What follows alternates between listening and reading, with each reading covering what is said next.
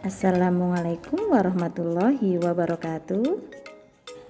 Halo anak-anak, di video kali ini kita akan belajar tema 2, subtema 2 ya, pembelajaran 1-3 tematik kelas 4.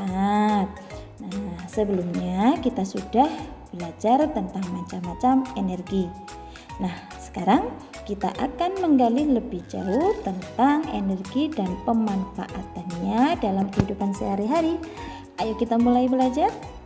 Nah, kita dapat menemukan energi di sekitar kita.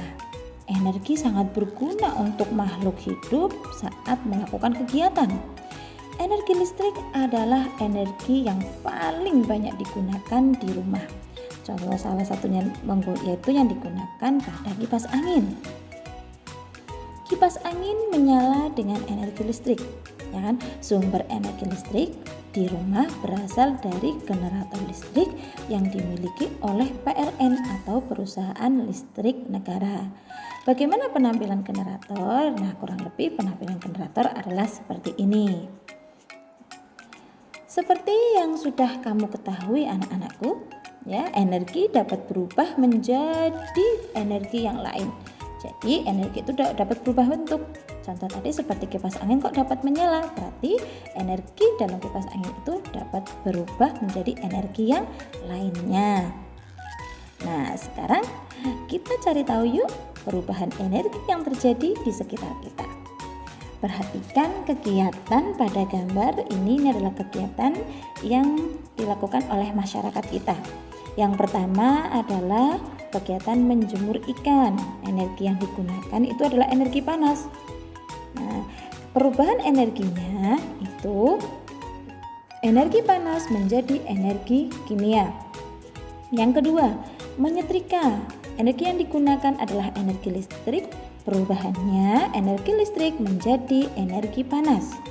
Yang ketiga, bermain layang-layang. Energi yang digunakan adalah energi angin, sedangkan perubahan energinya energi angin menjadi energi gerak. Yang keempat, membakar ikan. Energi yang digunakan adalah energi panas. Perubahan energinya energi panas menjadi energi kimia. Yang kelima, bertepuk tangan.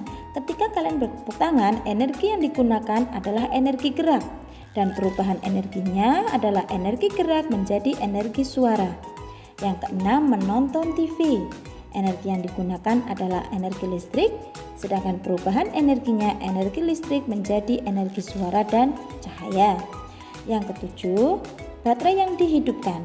Energi yang digunakan adalah energi kimia, sedangkan perubahan energinya energi kimia menjadi energi listrik. Itu adalah contoh-contoh perubahan energi yang ada di sekitar kita. Masih banyak contoh yang lainnya. Nah, dari situ maka dapat kita simpulkan bahwa listrik merupakan bentuk energi yang paling banyak dimanfaatkan oleh manusia. Manusia membutuhkan listrik dalam berbagai kehidupan. Mulai dari pagi hari ketika kita bangun sampai malam hari ketika kita akan beristirahat. Listrik yang kita pakai sehari-hari itu berasal dari PLN. Listrik dikirim melalui kabel-kabel yang sering kita lihat di pinggir-pinggir jalan itu. Ya, orang-orang yang pekerjaannya berhubungan dengan listrik itu selalu menggunakan pakaian khusus. Nah, hal ini itu bertujuan untuk melindungi mereka dari sengatan listrik. Karena sengatan listrik itu dapat menyebabkan tubuh sakit, bahkan bisa sampai meninggal. Oleh karena itu, kita harus berhati-hati dan tidak ceroboh dalam menggunakan listrik. Nah, perhatikan gambar berikut di sini. Gambar di sini adalah gambar anak-anak, ya, ada anak yang bermain layangan, manjat pagar listrik dan sebagainya di sini. Nah, listrik dan air ya jika dicampur di satu itu sangat bahaya, sangat berbahaya untuk kita. Contohnya seperti pada gambar ini. Nah, tahukah kamu ya anak-anakku bahwa tubuh mengandung banyak air? Ya, karena itu tubuhmu sangat mudah terkena aliran listrik. Mereka yang bekerja di tempat yang mengandung banyak sumber listriknya itu membutuhkan pakaian khusus, makanya mereka harus menggunakan pakaian yang khusus. kamu harus berhati-hati terhadap kabel listrik yang ada di sekitarmu anak-anak. Ya, saat kamu bermain layangan, bermainlah di tempat yang tidak ada gardu listriknya. Ya, terus benang layangan yang basah sangat berbahaya apabila itu tersangkut di gardu listrik. Satu saat mungkin kamu membutuhkan peralatan yang menggunakan listrik. Sebaiknya kamu meminta bantuan orang dewasa di sekitarmu. Jauhilah barang-barang elektronik dari air. Kenapa? Karena itu sangat berbahaya. Dan tahukah kamu anak-anak bahwa petir ya yang terjadi di sekeliling kita ketika itu mau hujan, itu petir juga mengandung listrik.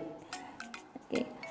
Nah, kali ini kita akan belajar membuat kipas. Kalau tadi adalah contoh kipas yang menggunakan energi listrik, kali ini kita akan membuat kipas yang tidak membutuhkan energi listrik. Nah, bagaimana caranya? Yuk, baca petunjuk berikut dengan seksama dan praktekkan nanti di rumah. Cara membuat kipas dari kertas ya, tanpa ada aliran listrik. Yang pertama, siapkan kertas berbentuk persegi segala ukuran. Boleh kertas kado, boleh kertas majalah, atau kertas bekas, atau kertas koran juga boleh. Yang kedua, ambil lem kertas. Yang ketiga, lipat kertas pada satu bagian ujung sekitar 2 cm. Ya, langkah yang keempat, balikkan kertas dan lipat lagi ke arah yang berbeda. Lakukan hal yang sama sampai seluruh bagian kertas terlipat. Yang kelima, lipat lagi lipatan kertas menjadi 2 bagian yang sama besar. Yang keenam, lem di sisi kertas yang saling berhadapan seperti ini. Yang ketujuh, kipas siap deh dipakai. Nah, itu adalah cara membuat kipas dari kertas tanpa menggunakan energi listrik. Nah, dari cara membuat atau langkah-langkah membuat kipas tadi itu dinamakan teks petunjuk atau teks prosedur. Di teks petunjuk yang baik itu harus menggunakan bahasa yang jelas, tersusun, mudah dipahami, tidak menimbulkan banyak penafsiran atau arti, dan menggunakan bahasa yang lugas agar mudah dipahami oleh pembaca. Nah, itu tadi untuk pembuatan kipas. Nah, masih ingat nggak anak-anakku semua apa itu hak dan kewajiban? Masih ingat bukan? Di video sebelumnya kita sudah belajar tentang hak dan kewajiban. Nah, selain untuk membuat kipas tadi, kita juga menggunakan kertas setiap hari untuk menulis, menggambar, atau bahkan yang lainnya. Tahukah kamu bagaimana kertas itu dibuat, anak-anak? Energi apa yang dimanfaatkan dalam proses pembuatannya? Nah, yuk kita cari tahu. Nah, mengapa kita harus menghemat kertas? Nah, kenapa? Karena kertas itu diproduksi dengan menggunakan mesin yang menghasilkan energi sangat besar. Bahan utama pembuatan kertas itu adalah pohon dan air. Untuk membuat satu rim kertas berukuran A4 dibutuhkan satu pohon yang usianya 5 tahun. Untuk menghasilkan satu lembar kertas dibutuhkan 2 gelas air. Nah, bayangkan coba satu rim kertas kita harus mengambil pohon yang usianya 5 tahun. Itu sangat lama bukan? Makanya dari situ kita harus menghemat kertas. Nah, ketika kita menghemat kertas, kita ikut menghemat penggunaan energi. Kita juga menghemat pohon-pohon di hutan. Kita ikut menjaga bumi kita supaya setiap orang bisa hidup nyaman di bumi. Menggunakan kertas yang sisanya masih kosong. Caranya itu menggunakan kertas sisanya masih kosong.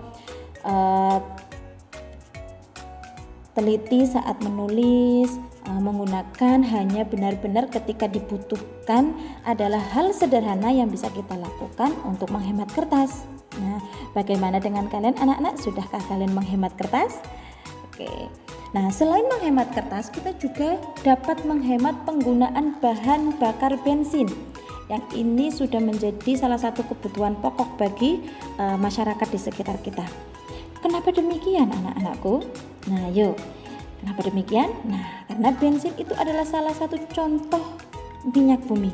Minyak bumi itu merupakan contoh sumber daya alam yang tidak dapat diperbaharui. Karena jika digunakan terus-menerus maka akan cepat habis. Oleh karena itu, kita memiliki kewajiban untuk menghemat penggunaannya dengan bijak, ya.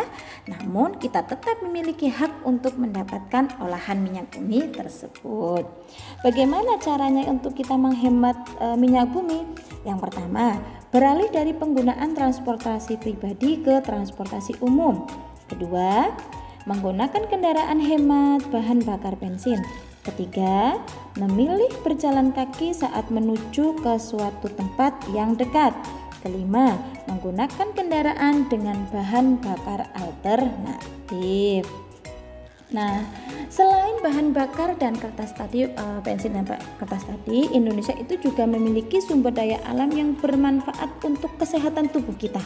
Nah, sumber daya alam tersebut itu dijual di pasar dan bisa dinikmati oleh siapa saja.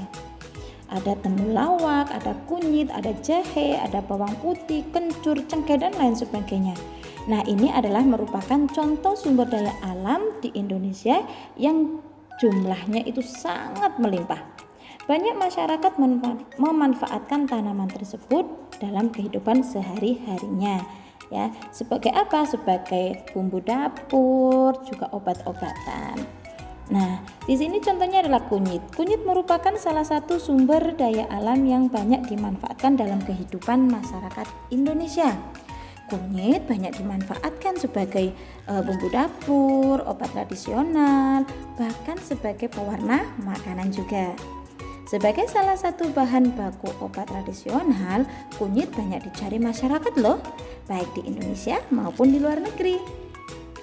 Semakin hari, semakin banyak peminat kunyit dari negara-negara lain. Para petani sangat gembira dengan banyaknya permintaan kunyit tersebut. Nah, minum kunyit asam merupakan minuman yang banyak dinikmati oleh penduduk Indonesia. Selain menyegarkan, minuman ini pun dipercaya memiliki manfaat bagi tubuh kita.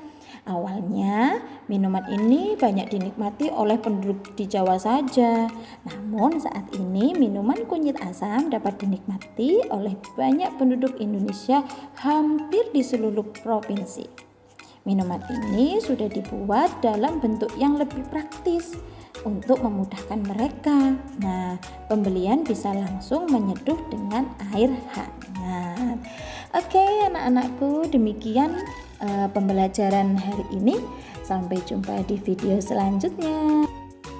Demikian pembelajaran tematik hari ini. Thank you. Wassalamualaikum warahmatullahi wabarakatuh.